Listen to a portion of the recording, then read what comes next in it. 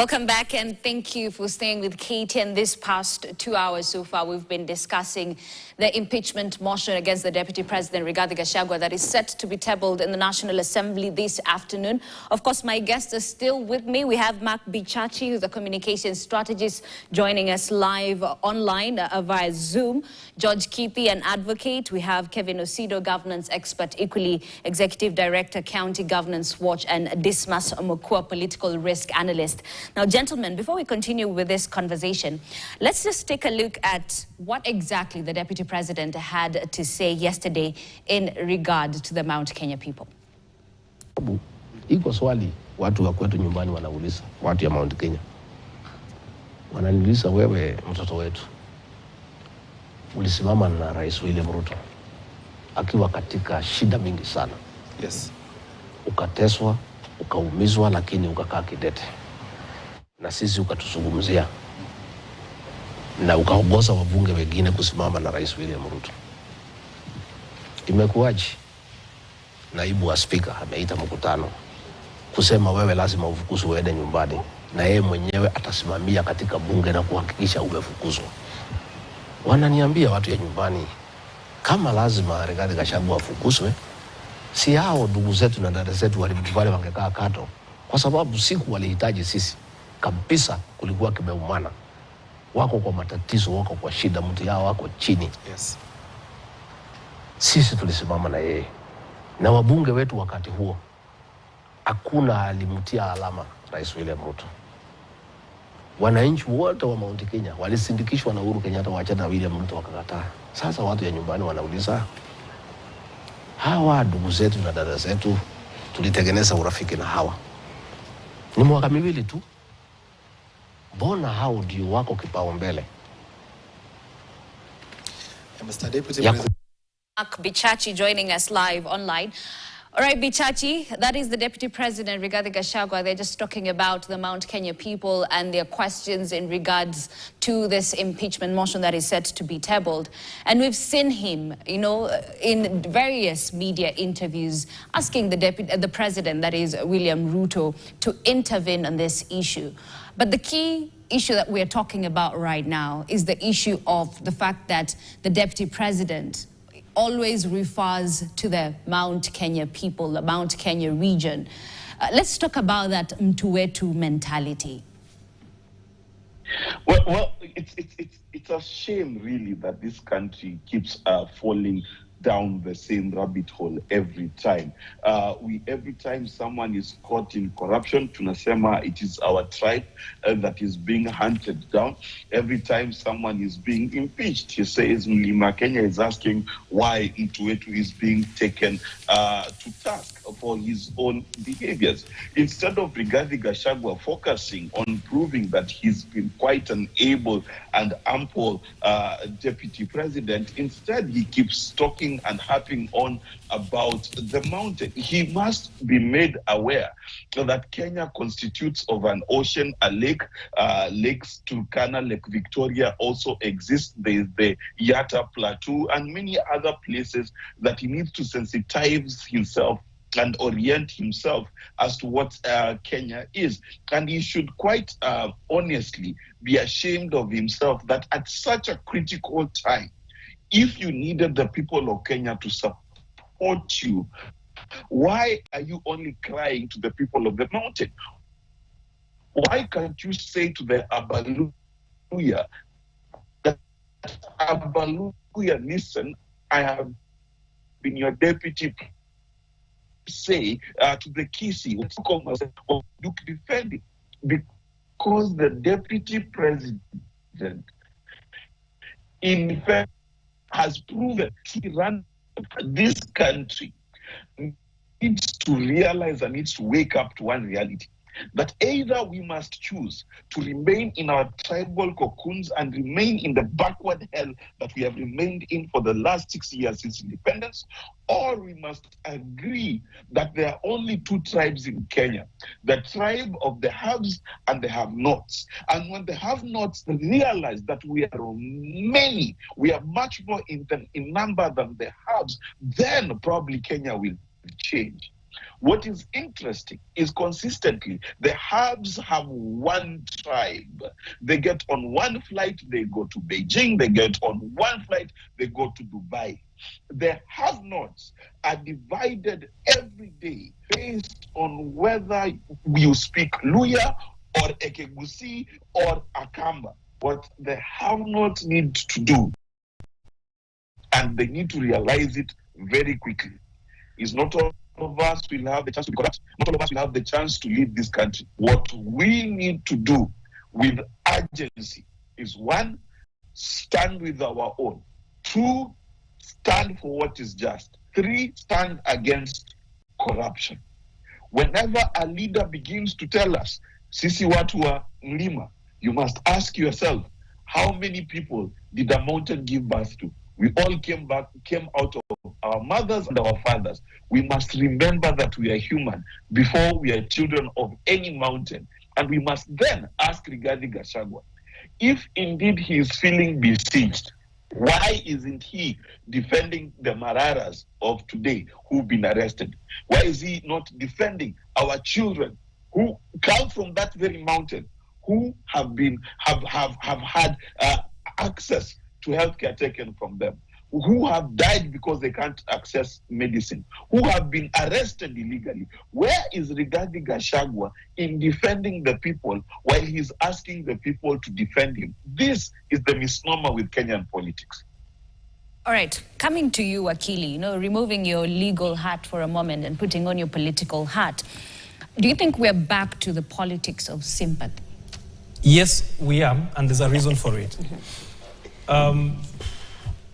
My take is this. We were never a country before. I mean, we had our own lifestyles. The Taitas were Taitas in their own right with their land and Luos and Luyas before independence. Then some people in Germany parceled Africa into certain fiefdoms and divided it. So there's Cameroon, there's Kenya, there's Tanzania, there's all that. And they grabbed Mount Kenya, they grabbed Mount Kilimanjaro and all that. And we were forced to be Kenyan, right? Fast forward is, we have put in systems through legislation, constitution, the independent constitution, fast forward to where we are now with our little history of a few years, to try and gel together as a society. You can gel together as a society when the formation of the society was basically a forced one. Number one. Number two, do I exist, or do Kenyans exist as Kenyans first before their tribes? Or do they exist as their tribe before they exist as Kenyans? But you see, I want to feel Kenyan because I have a reason to feel Kenyan. But I'll feel a tribal human if the tribal human serves my interest more than the Kenyan formation. And therefore, when it's convenient, I'm Kenyan. Because when Akib Koech runs and wins, we cheer him as Kenyans. We're actually patriotic. Yes. But when it comes to politics, hang on, it's politics. We have to compete. Now, the folly of democracy, which is not our making, it was imposed on us. The folly of democracy is that after every cycle of 5 years, we have to compete for positions, scramble for position by whatever method, save for certain things that have been put into place as the conduit, which are not even ideal. For instance, we have to bias ourselves by certain dictates that are emotional to us. For instance, is this a Kalenjin? So I'm going to vote for him. And who stops me from voting for him because I'm a Kalenjin? Nothing. The Constitution does not dictate that when you are voting, do not vote as a tribesman. No, it says vote. And it's a right, it's a constitutional right, it's a human right, it's whatever right. And therefore, there's nothing that stops me, like my good friend has said here, to go back to my Mijikenda background and vote for someone because it's Michigan and I've not committed any crime whatsoever. So the moral argument is not a legal argument. And therefore, when we form ourselves from tribe to nation, and there's a strife, there's a friction between the two, the interest of the tribe and the interest of the nation, and which serves, because you have to mutate in order to survive. I mean, we are here to survive. We're in this country to survive. So if that whole serves at the moment, as Gachagua is doing, is the dominance of the tribe emotion, then you whip it. But when you have to be a nationalist, for instance, close to election, then you whip it. And therefore, these dynamics are not going to go away, because there is no platform upon which that can be cured. It can only be cured by generational change. The attempt of the Gen Zs last time to demonstrate on a pedestal of the economics of the country was good. It is just a mirror of what is to come, probably 100 years to come. Where I think none of us will be there. is actually far. No, I'm just saying, well, I'll tell you this. The fissure in society, there's always a dominant fissure in society. For instance, it could be professional in the context. If we argue with him, I could have a professional dominance on account of the fact that I'm a lawyer, but if it's an issue that favors him, then he becomes dominant. And fast forward is, if there's a feature that is needed to divide for purposes of executing a dominance of sort on a society, it's going to give itself up. For instance, what then in this country is the fissure, the dominant fissure on account of any differences within society, is ethnicity. And it didn't come just to happen. It came because of where we've come from. I've explained the background of the different ethnical fiefdoms put together in a country. And that's where we were. For instance, if we had jailed slowly for many years until we became a society, we wouldn't have tribe, we would be one tribe. But there'll be intermarriage, there'll be urbanization, there'll be education. The literacy levels will be very high. Everybody probably is educated. And therefore, and without the background relational or historical issues. For instance, if you tell us I was jailed because I'm a Luo, right? But it is 50 years down the line and we don't see this. We don't care. We don't care. Yes. For instance, Museveni would say, I was in the forest and I fought for you. But he can't say that now, and that's the problem he has. The generation of 16 years will not be able to understand what he's talking about. Look, hang on, you have to move away from that. If he expires for some reason, there'll be no argument about being in the forest and coming here. And therefore, some other dictates will emerge.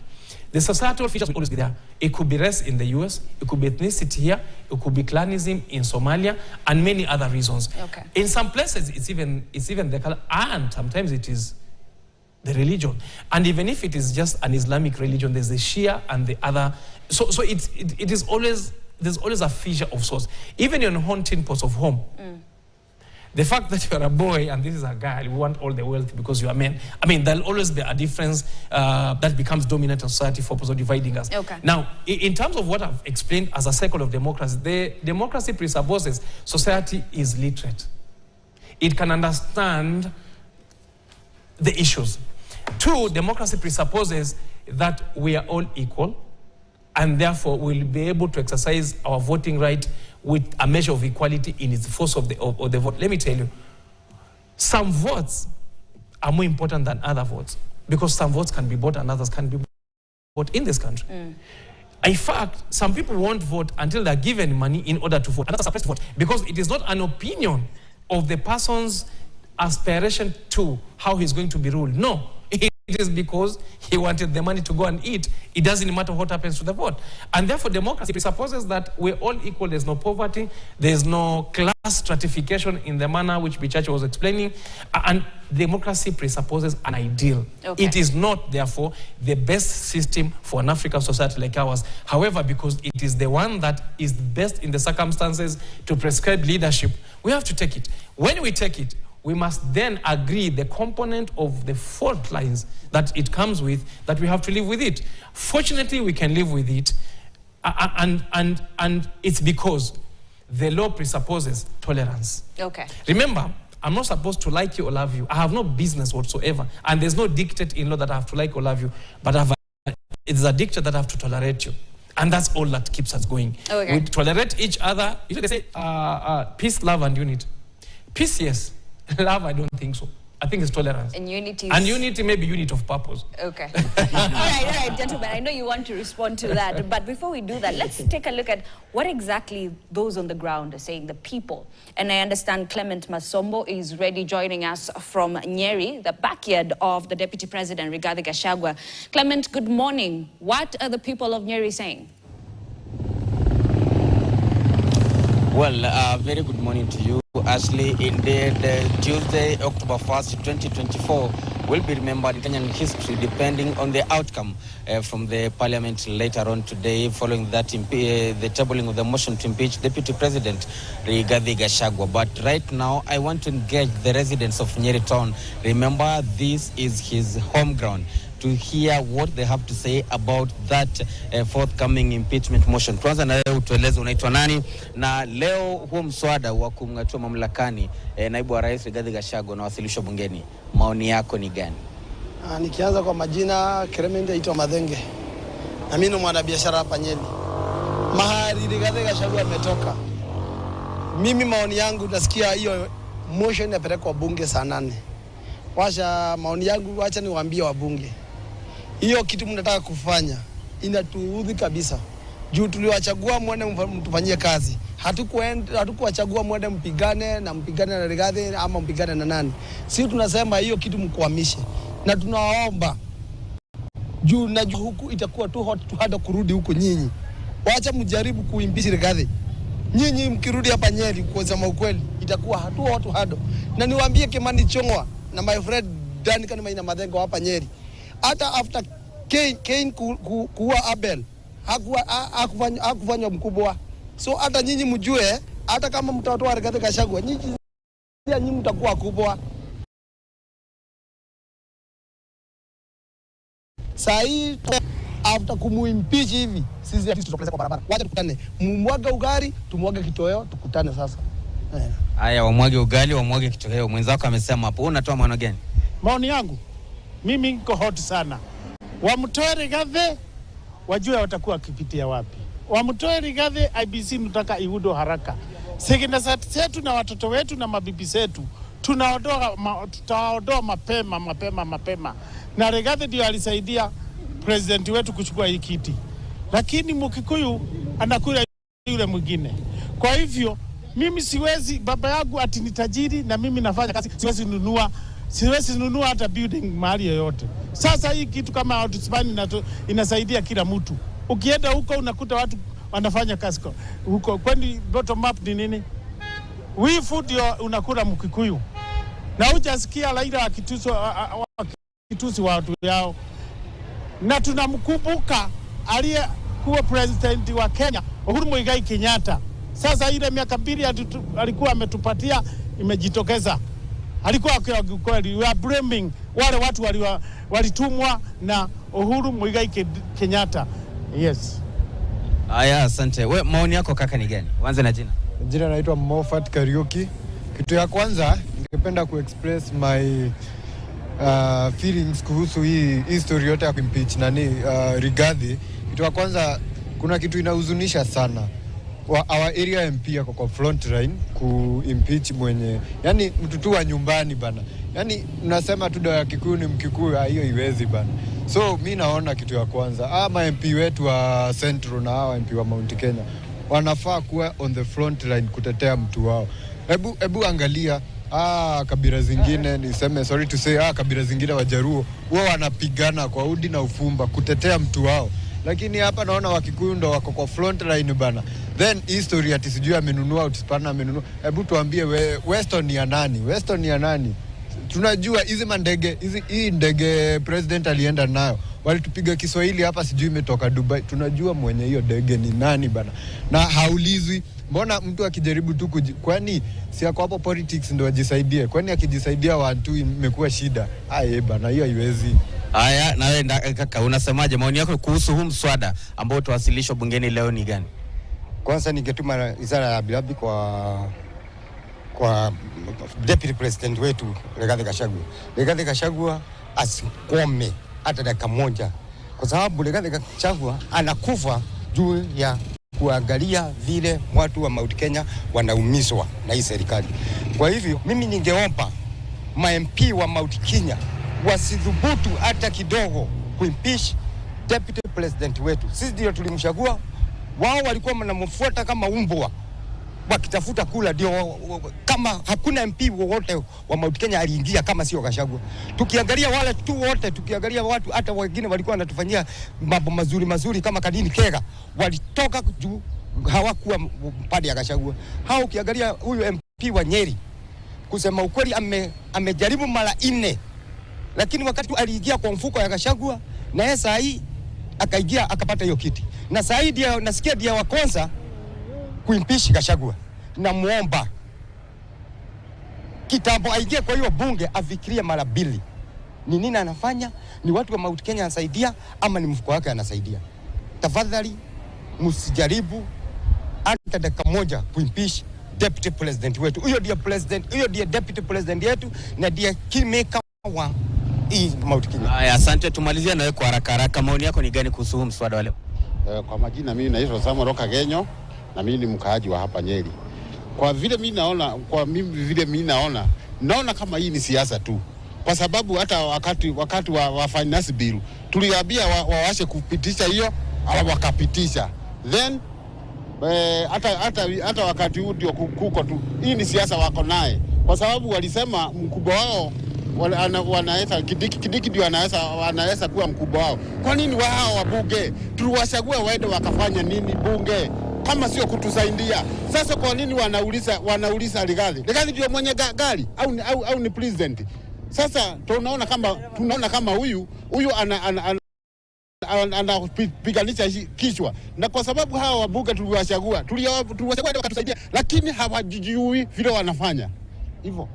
Asante sana. Asante. Of course, Ashley, there you have it from a section of residents in Nyeri, but they are outrightly opposed to the motion to impeach Deputy President Rigathi Gachagua, and they are reading malice and of course calling it a political witch hunt.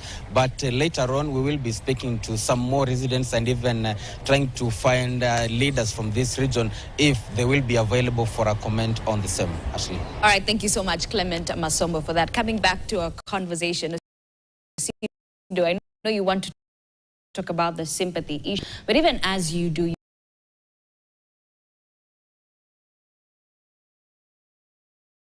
bless Kenya.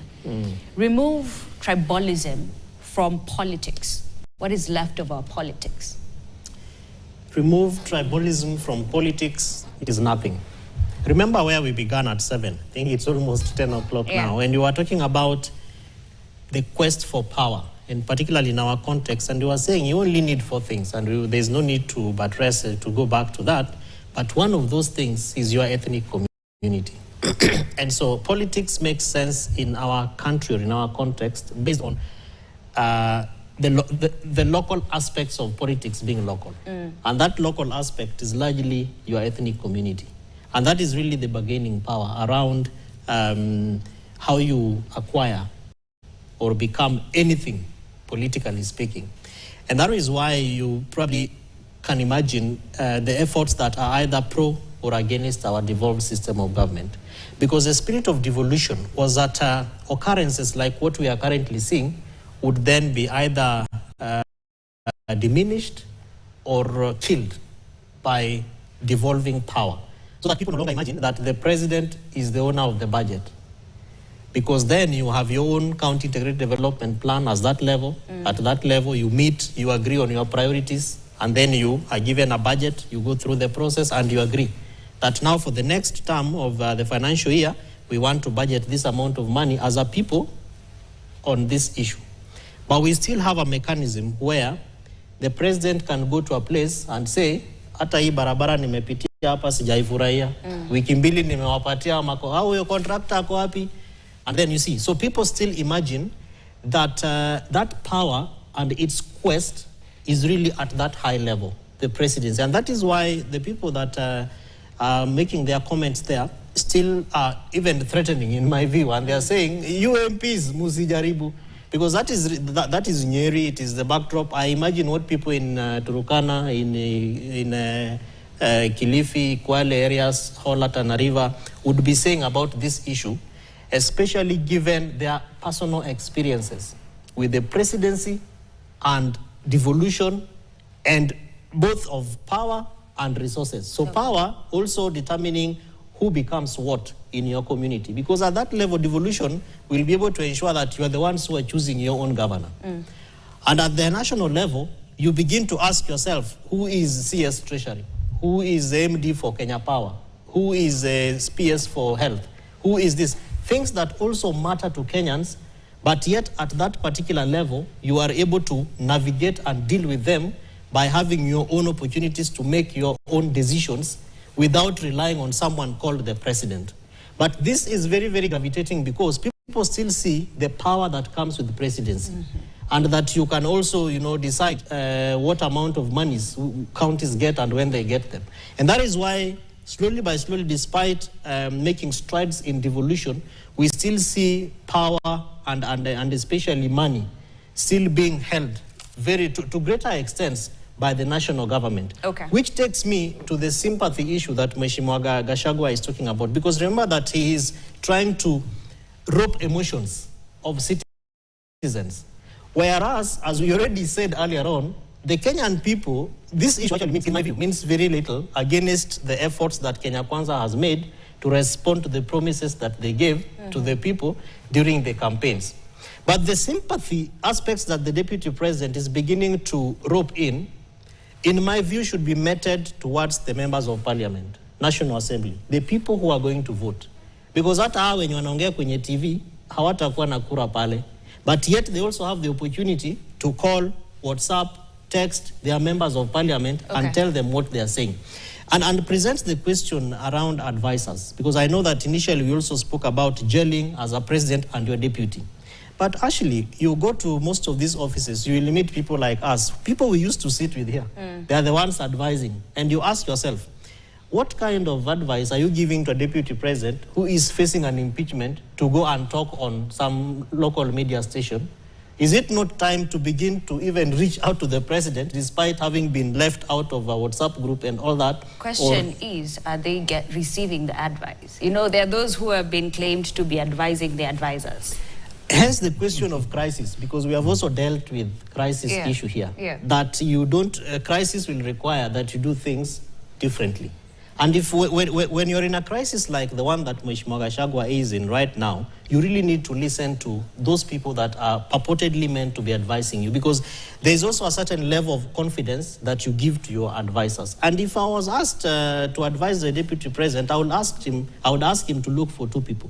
Look for the President and your members of Parliament, those who are going to vote, because that is really where the crust of this issue is. Of course, he's told us about his relationship with the president and all that, but remember where we started at 7, and I spoke about the silence of His Excellency the President. It is telling, and the Deputy President, as a strategy to deal with this sympathy issue, needs to take advantage of it. The president, I'm sure, is not sealed off from people somewhere. There are people who are meeting him, they are talking to him, even ahead of all these processes. And the deputy president, in my view, needs to take advantage of that particular aspect. Okay, Dismas, I'm coming to you, but I just want to bring in Bichachi. We just heard from one resident who just said that we took you there to work. And Kenyans online, if you've been following, have been calling this entire process bluff. Why? They're saying, look at the timing of it. I mean, it comes at a time when there's so much concerns among Kenyans' minds, and they're raising it out. Look at the fact that today there is the rollout of SHIF, and then there is the Adani deal that people are no longer talking about. Could it be diversionary tactics?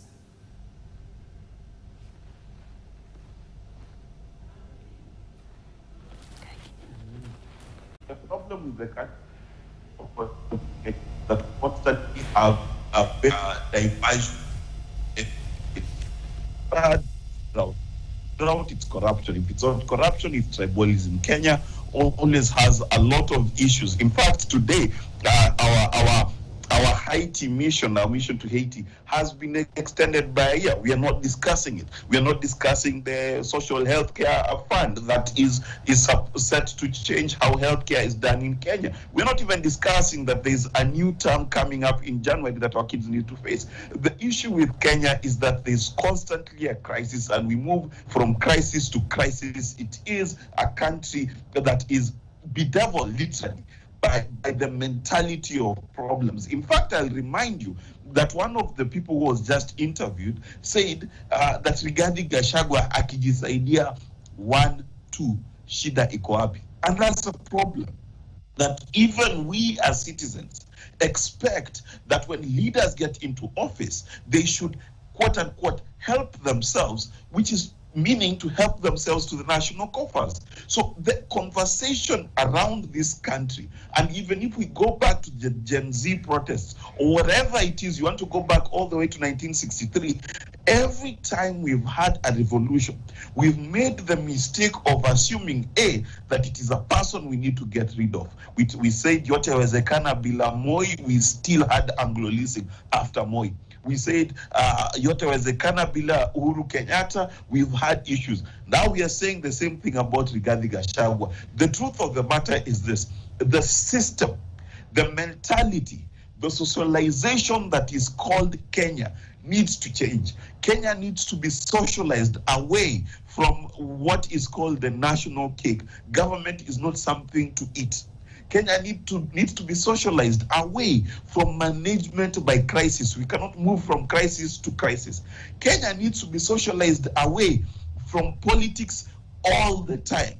There is no country I've ever visited that talks about politics every day as much as Kenya does. We are too much into the political personalities of people and not the politics of issues at all. Many Kenyans do not even understand what SHIF is. They don't understand what the agricultural bills that are put in place, because they want to discuss individuals who have no benefit to them as a person, but are galvanized by their tribal inclinations, just as Kithi has aptly put it.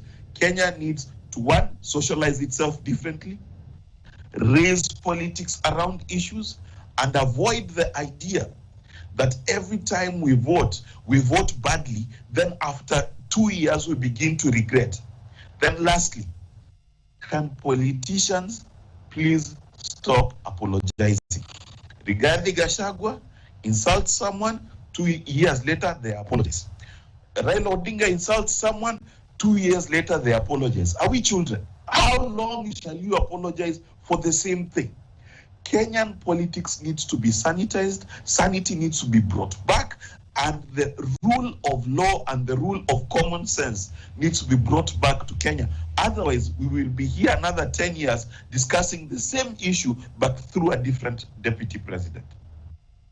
To you, Dismas, talking about the fact that the Gen Z protests led to the formation of a broad-based government, and we saw them saying, you know what, we're trying to promote unity in the country. How do you promote unity while you're having a broken home? In my view, when we are politicians, and there is this time around it's a Nigerian writer, who says that when politicians tell you to unite, you should be a very worried loss. So now we are Kenyans who say that we are not united, and if we are not united, why should we be united? For instance, Kida said that there is Mijikenda, there is anybody and everybody. I'm Kisi proudly. So why should I be united with any other tribe? What value is it going to confer me? Or how does anybody establish that we are not united? In my view, this green book here, which is the Kenyan Constitution, is the only thing that is supposed to guide us. And even Keith indicated that we don't need to fall in love with each other. We just need to respect that Constitution. Yeah. That is the glue which is holding us together. Again, unfortunately for Kenya, because we are victims of tribal leaders. You remember at some stage when people were discussing the Constitution, they said, if Mr. Raila Odinga has gone through it and he has offered an opinion, then I'm aligned. Why should I bother? If Raila has given a position, if Kibaki has given a position, I'm happy with it. Now, those interviews from Nyeri, a number of them confirm this theory called the Stockholm Syndrome, that in fact people are falling in love with their captors. That the person you have elected to office to kuweka pesa mfuko yako, lakini anachukua hiyo pesa mfuko yako anaweka kwa mfuko yake, you're happy, you see nothing wrong. That's what one of those people has indicated. As I said, I come from Kisii proudly, so we had a minister called Dr. Protas Kebachi. He served as a cabinet minister, and he was very diligent. He placed a premium on integrity. He did not steal taxpayers' resources. So he used to drive a bit up a Volvo. But you know, people see him driving a Volvo in town, which gets broken down. Then they start laughing at him, Angalia huyu. That he was a minister, but see the kind of vehicles he's driving.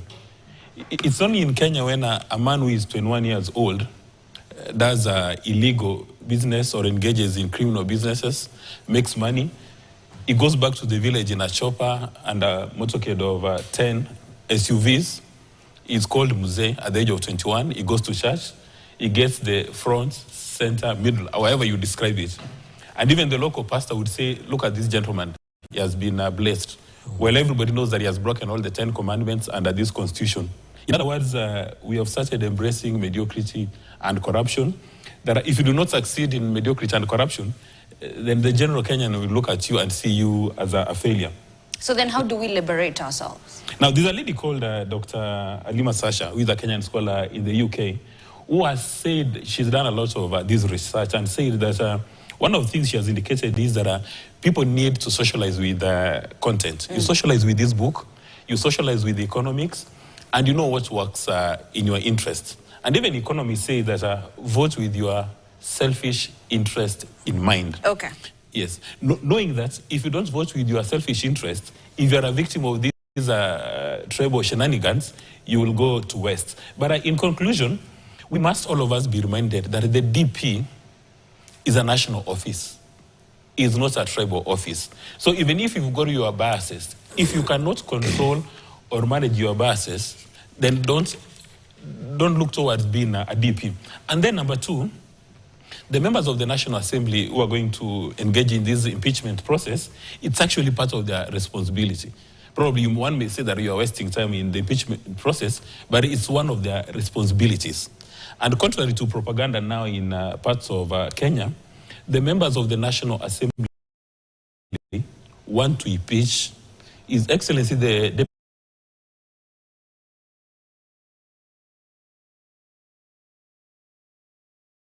both shares in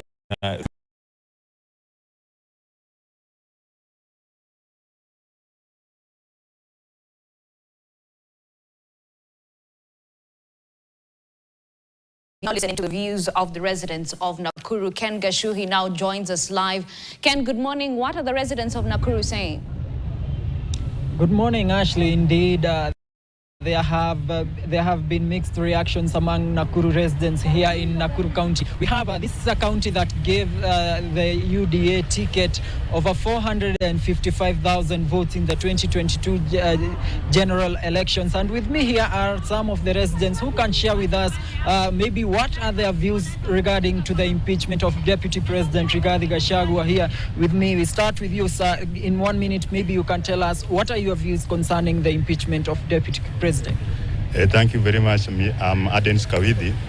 In fact, we Kenyans we are very much disappointed. We are so much disappointed because the country needs a lot to be done. We have a lot to be done in the sector of health. We have a lot to be done in the Ministry of Education and the university funding. There are so many issues. Even the counties have not received their annual locations. This matter of mudslinging of the impeachment is null and void. In fact, the nation is now at stake when those people are fighting to remove a person they have been working with. This is mudslinging of the worst character. In fact, in this country, decency has been thrown out through the window and replaced by political thuggery. Political thuggery and vindictiveness is mudslinging. We want people to unite, Kenya to be united in one. How do you want many Kenyans to be divided on the guise of removing somebody from his own job? I think if the parliament have its own way, the reasonable people of the Senate shall have to divide that, and people should come together. The ball is up to the honest factor. Is up to the presidency. The presidency is the symbol of national unity, and with Article 10 talks of ethos and national values. He should not unite his own people, and Kenya becomes one. And again, not the ultimate goal of correction, divisive and black business is an island vote. Thank you so much. Thank you very much. We hear the views of another resident here. Tell us your name and maybe what are your views concerning this impeachment. Thank you so much. My name is Assumpta Waguiwa Muiruri. Mimi ni kiongozi katika Nakuru County. Na vile vile nimekuwa nikifuatilia sana hii maneno ya impeachment. Na nimesema tangia siku ya mwanzo, Kenya ni gari. Na hii gari iko na dereva wake na iko na makanga. Na ndani ya gari kuna abiria. Abiria ni mwananchi. Kondakta ni Gachagua. Dereva ni Ruto. Tunasema wakuwe very careful. Kwa sababu kama wabunge hawataangalia hii jambo kwa makini, hii gari yetu ikipata ajali, atakufa dereva na akufe makanga, na abiria pia wataangamia. Kwa hivyo mimi ninawaambia waache kuangalia hili jambo politically, waangalie na wapige msasa vizuri. Kama hiyo wameandikisha ya kwamba Gachagua amefanya. Kama Gachagua amefanya makosa, mwenye amefanya makosa kubwa ni president. Kwa hivyo wachunge sana kwa hii mjadala wa impeachment. Thank you very much. Kindly, if you will allow me just one more person to tell us maybe their views here. How do you feel about this impeachment? Asante, my name is Reverend Kaisha, one of the leaders, the clergy of African Divine Church. My view is we need to be very careful on this issue of impeachment. We thank God because the president was in the same scenario a few years ago. And the former president by then did not take action or did not crusade people against him. So he needs to be very careful. He needs to be sober. Let the same energy that is being used to impeach Rigathi be used to do development in Kenya. We have a lot of things that are pending. And personally, I feel that it's a misplaced agenda. We need to be very keen. Now, if we don't do that, then the regime today, the Kenya regime now is enlightened in many things. But my prayer is let the president come out and speak something, because he is the only remedy as at now. Tujue kama yeye kama baba kiongozi kama atazima hiki kitu. Inasemekana kwamba ukisikia mtu ni wazimu, kichwa ndio iko na shida, si mguu. So but yeye ndio ako na dawa ya kuponya hii. Watu wasianze kuingiza siasa kwa vitu kama hivi. We are very careful, especially clergymen and the people in this church, in this country. We need peace and the same energy. Wenzetu wabunge wafanye maendeleo katika constituencies zao na the same energy. Pasiwe na uhasama. Thank you. Yes. Thank you very much. Those are the views of Nakuru residents here in and most of them are not for the impeachment. Some of them saying that they are for the government to instead focus on its energy in ensuring that services are delivered to the ordinary Kenyans. Back to you, Ashley. All right. Coming to, I mean, is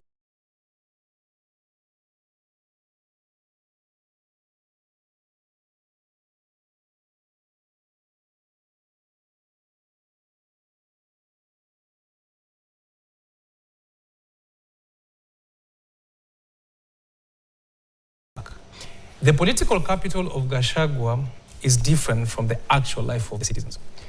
Gachagua exists today or does not exist. People will have to do what needs to be done to put food on the table. Therefore, he doesn't influence the mama mboga. Matatus are going to be driven. People will go to school. I will go to court. And actually will come to KTN. I mean, life will continue. So let us not have the mentality, first and foremost, as Kenyans, that we are beholden to a certain person and that we are jailed by the personality on account of his or her politics. No, we should refuse. We have put positions there not for people. We have put positions that people can occupy them to serve us. If that person serves us well, is good, we will get him back depending on the law. Okay. And accolades will be there. If the person abuses that office, then that abuse is on us Kenyans. So the issue of there'll be a driver and a conductor can't work. This is Kenya. And by the way, I come from a certain place in this country. In December, I'll go back there and come back to Nairobi to work again and again and again and again. And certain day, I get retired and people take over and move on in generational changes. Okay. The point I'm trying to put across is Gachagua's political capital on account of the lifestyles of people in this country is negligible. We are beholden to this because of the emotionalized aspect to it. We are reacting because of the emotions that have come to it. But the symbolism of tribal chieftains is still dominant in Kenya, because then we look at people as our representation, and there's nothing wrong with that. We take people to speak for us, but when those people occupy those offices, they speak for us, but they have to serve the offices. We are saying this constitution did not just come by default. We fought for it. When you put presidents there, he can't, for instance, say, the people of Kalenjin must, because it's Kalenjin, it must be treated in a certain way. No. He has to speak like President of the Republic.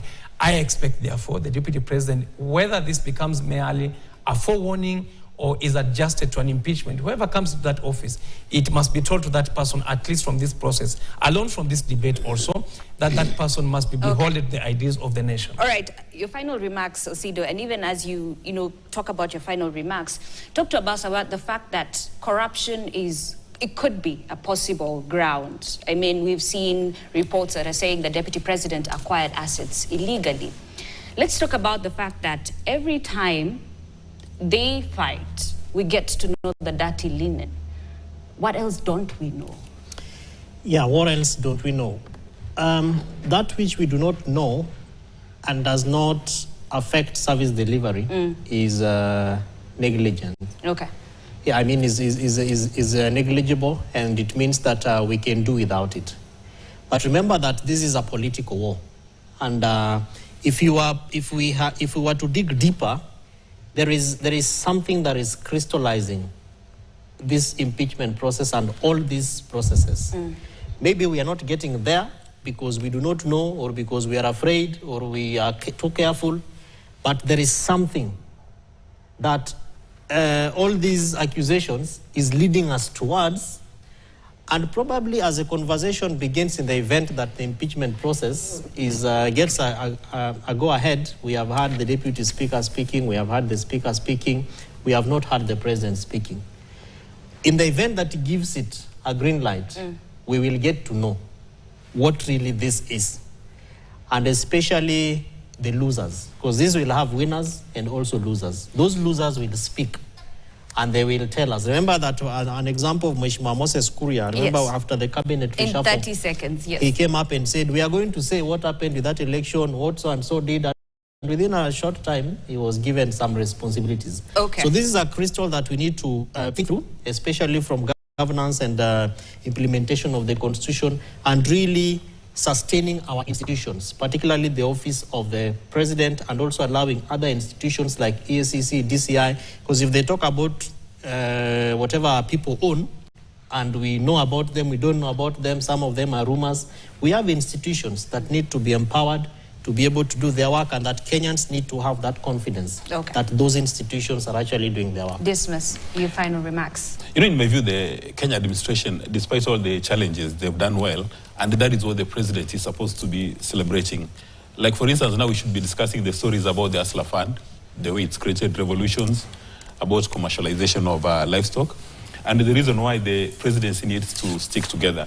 Because three things must obtain for us to make progress. We must have political stability, economic stability, and security stability. So if you've got any public servant of rank, elected or otherwise, who wants to cause instability, then that person must be told that it was nice doing business. So if impeachment is what is going to stop it, be it.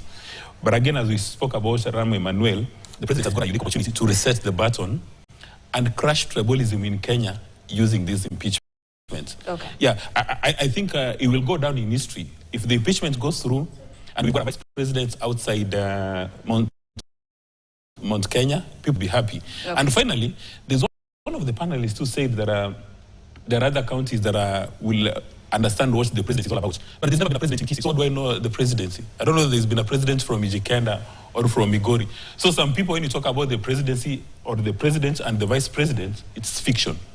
So let it go countrywide, and then all of us can feel it. All right, Bichachi, I'll let you have the last say. Things that Kenyans must learn is that whenever there is a chance for the broom to sweep clean, we must allow that broom to sweep. The vice of corruption must be fought. The vice of tribalism must be fought. And if that vice being fought means that one of your tribesmen is being put under the bus, then may the tires of the bus roll smoothly over them.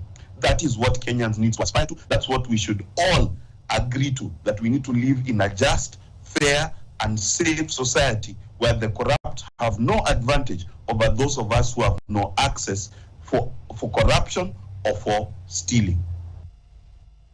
Thank you so much, gentlemen, for making time to have this conversation and for sharing your nuggets of wisdom with us.